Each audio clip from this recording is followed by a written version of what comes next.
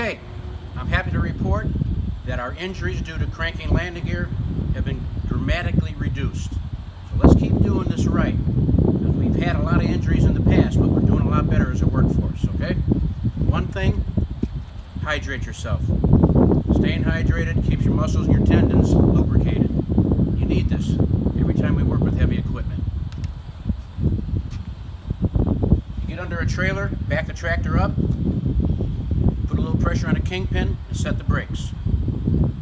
If the tractor did not pick the trailer up off the ground, put your crank in low gear until the legs pop loose.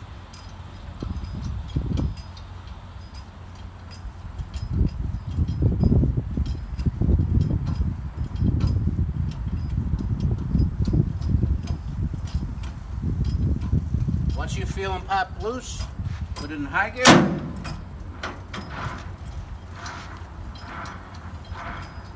Crank with both hands, feet spread apart, shoulder width, one slightly ahead of the other.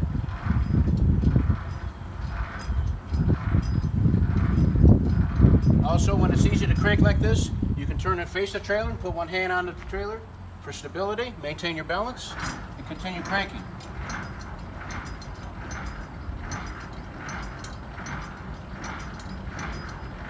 Once the legs are all the way up, always cradle your crank, and you're good to go.